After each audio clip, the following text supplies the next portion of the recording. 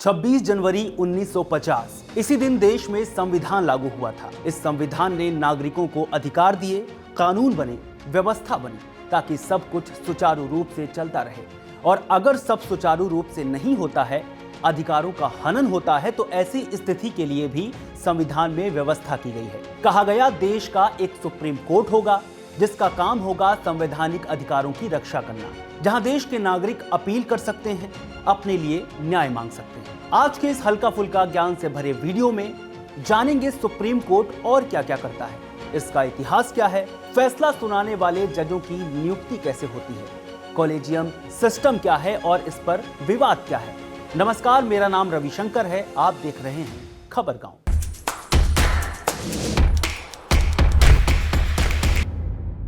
Supreme court भारतीय न्यायपालिका का सबसे बड़ा संस्थान है। इसका प्रावधान भारत के संविधान में किया गया है। संविधान का अनुच्छेद 124 कहता है भारत का एक सर्वोच्च न्यायालय होगा। 26 जनवरी 1950 को संविधान लागू होने के साथ सुप्रीम कोर्ट भी अस्तित्व में आया, लेकिन इसका उद्घाटन हुआ 2 दिन के बाद, यानी 28 जनवरी 1950 को। इसी दिन से सुप्रीम कोर्ट ने काम करना शुरू किया। पहले ये कोर्ट पुराने संसद भवन के चैम्बर ऑफ प्रिंसेस में था, जहां 1937 से लेकर 1950 तक अंग्रेजों ने फेडरल कोर्ट ऑफ इंडिया चलाया था। आजादी के बाद यह तय हुआ कि सुप्रीम कोर्ट को संसद भवन से बाहर एक नई बिल्डिंग में शिफ्ट किया जाएगा। 4 अगस्त 1958 को सुप्रीम कोर्ट तिलक मार्ग पर स्थित नई बिल्डिंग में शिफ्ट हो गया, जहां अभी ये स्थित है। सुप्रीम कोर्ट की बिल्डिंग को न्याय के तराजू की तरह डिजाइन किया गया है। ये तो हो गया सुप्रीम कोर्ट का इतिहास और भूगोल। अब आते हैं असल मुद्दे पर। सुप्रीम कोर्ट में किन मामलों की सुनवाई होती है? बात अगर भारत के सुप्रीम कोर्ट के अधिकार क्षेत्रों की करें तो 3 प्रकार के होते हैं। मूल यानी ओरिजिनल, अपीलीय यानी अपीलेट और सलाहकार यानी एडवाइजरी। चलिए अब तीनों को समझते हैं।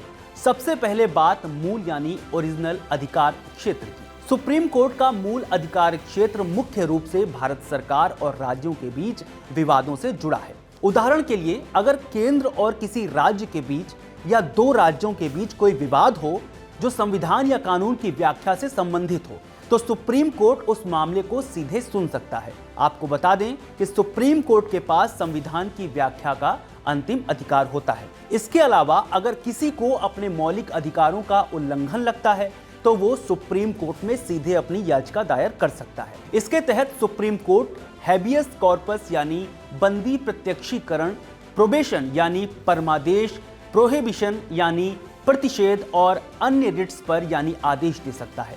दूसरा है अपीलीय मामले। सुप्रीम कोर्ट अपीलीय मामलों को भी सुनता है। अपीलीय मामले वो होते हैं जिनमें सुप्रीम कोर्ट में अपील की जाती है। जैसे अगर किसी उच्च न्यायालय ने सिविल या आपराधिक मामले में फैसला दिया है और उस फैसले में संविधान के महत्वपूर्ण सवाल की व्याख्या हुई हो, तो सुप्रीम कोर्ट में अपील की जा सकती है। सिविल मामले में अगर किसी उच्च न्यायालय ने कोई महत्वपूर्ण विधिक सवाल उठाया हो तो सुप्रीम कोर्ट में अपील हो सकती है। आपराधिक मामलों में यदि किसी व्यक्ति को बरी किया गया था और उच्च न्यायालय ने उसे फिर से दोषी ठहराकर कड़ी सजा दी है, तो इस फैसले के खिलाफ सुप्रीम कोर्ट में अपील की जा सकती है। इसके अलावा सुप्रीम कोर्ट के पास एक और महत्वपूर्ण अधिकार है।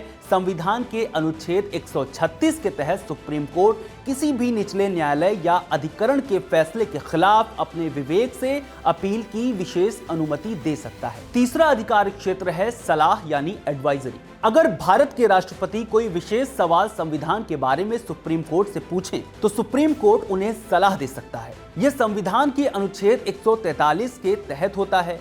राष्ट्रपति और उपराष्ट्रपति के चुनावों से संबंधित याचिकाएं भी सीधे सुप्रीम कोर्ट में ही जाती हैं। अवमानना यानी contempt of court. Supreme court के पास यह अधिकार है कि वो किसी भी व्यक्ति को अदालत की अवमानना करने पर सजा दे सकता है। ये अदालत के सम्मान को बनाए रखने के लिए जरूरी है। सुप्रीम कोर्ट स्वयं संज्ञान लेकर अवमानना के मामले में कार्रवाई कर सकता है या फिर किसी अन्य व्यक्ति की शिकायत पर भी कार्रवाई की जा सकती है। अब बात समीक्षा की। सुप्रीम कोर्ट अपने द्वारा दिए गए फैसलों की समीक्षा कर सकता है। हालांकि ये समीक्षा सिर्फ कुछ खास कारणों से होती है, जैसे कि यदि कोर्ट में कोई स्पष्ट गलती हुई हो। यदि एक बार सुप्रीम कोर्ट किसी मामले की समीक्षा खारिज कर चुका है तो फिर वो सीमित आधारों पर अपना फैसला फिर से देख सकता है।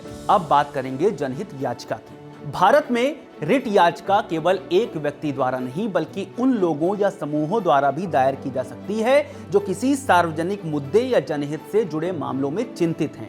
इसका मतलब यह है कि अगर कोई मामला समाज के बड़े हिस्से के लिए महत्वपूर्ण है तो एक आम नागरिक या किसी सामाजिक कार्यकर्ता द्वारा जनहित याचिका यानी PIL दायर की जा सकती है। कभी कभी ये याचिका उच्चतम न्यायालय में सीधे दायर नहीं की जाती बल्कि भारत के मुख्य न्यायमूर्ति को एक पत्र लिखकर भी इसे उठाया जा सकता है, जिसमें इस मुद्दे के महत्व पर जोर दिया जाता है। खास बात यह है कि उच्चतम न्यायालय ने कई बार पत्रों, टेलीग्रामों, पोस्ट कार्ड्स और यहाँ तक कि समाचार रिपोर्टों को भी रिट याचिकाओं के रूप में माना है यदि वो सार्वजनिक हित के मामलों से संबंधित हों।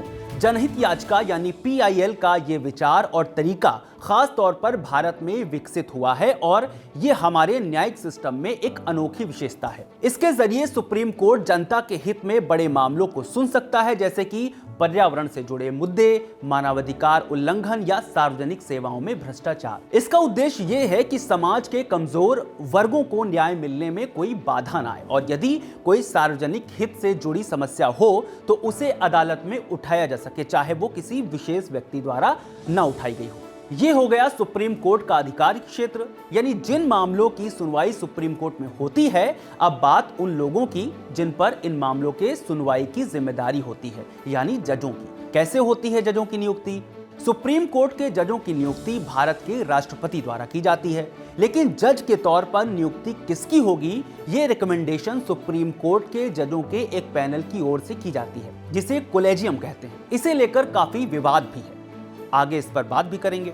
कोलेजियम भारत के चीफ जस्टिस और सुप्रीम कोर्ट के 4 वरिष्ठतम जजों का एक पैनल होता है। ये 5 लोग मिलकर तय करते हैं कि सुप्रीम कोर्ट में कौन जज होगा। इसके लिए कोलेजियम योग्य व्यक्ति की तलाश करता है और इसके लिए योग्यता क्या है वो जान लेना सबसे ज्यादा जरूरी है। सुप्रीम कोर्ट में जज की नियुक्ति उसी व्यक्ति की हो सकती है जो भारत का नागरिक हो, किसी हाई कोर्ट या ऐसे 2 या अधिक अदालतों में कम से कम 5 साल लगातार जज रहा हो, किसी हाई कोर्ट या ऐसे 2 या अधिक अदालतों में लगातार कम से कम 10 साल तक वकालत की हो, राष्ट्रपति की राय में पारंगत विधिवेत्ता हो।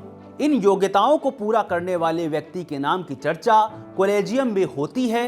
विचार विमर्श के बाद कोलेजियम की ओर से नाम कानून मंत्रालय भारत सरकार को भेजे जाते हैं। अगर मंत्रालय कोलेजियम द्वारा भेजे गए नामों से सहमत है तो वो इसे राष्ट्रपति के पास मंजूरी के लिए भेज देता है। इस तरह से सुप्रीम कोर्ट के जजों की नियुक्ति होती है। शुरुआत में सुप्रीम कोर्ट में कुल जजों की संख्या 7 थी, फिलहाल ये संख्या 34 है। इन जजों का एक मुख्य न्यायाधीश होता है जिसे चीफ जस्टिस ऑफ इंडिया यानी CJI कहा जाता है। मुख्य न्यायाधीश की नियुक्ति के मामले में 1950 से 1973 तक ये परंपरा रही कि सर्वोच्च न्यायालय के वरिष्ठतम न्यायाधीश को ही भारत का मुख्य न्यायाधीश नियुक्त किया जाता था। लेकिन 1973 में ये परंपरा टूट गई जब 3 वरिष्ठ न्यायाधीशों को छोड़कर A.N. रे को मुख्य न्यायाधीश नियुक्त किया गया। फिर 1977 में भी ऐसा ही हुआ जब M.U. बेग को मुख्य न्यायाधीश बना दिया गया, जबकि 10 वरिष्ठतम न्यायाधीशों को नजरअंदाज किया गया। लेकिन 1993 में द्वितीय न्यायाधीश मामले में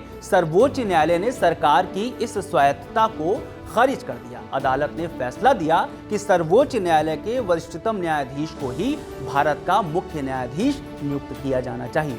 ये तो हो गई सुप्रीम कोर्ट जजों और चीफ जस्टिस की नियुक्ति प्रक्रिया। अब बात कोलेजियम पर विवाद की। इसे आसान भाषा में ऐसे समझिए कि कोलेजियम सिस्टम वो प्रक्रिया है जिससे सुप्रीम कोर्ट और हाई कोर्ट के जजों की नियुक्ति और तबादले किए जाते हैं।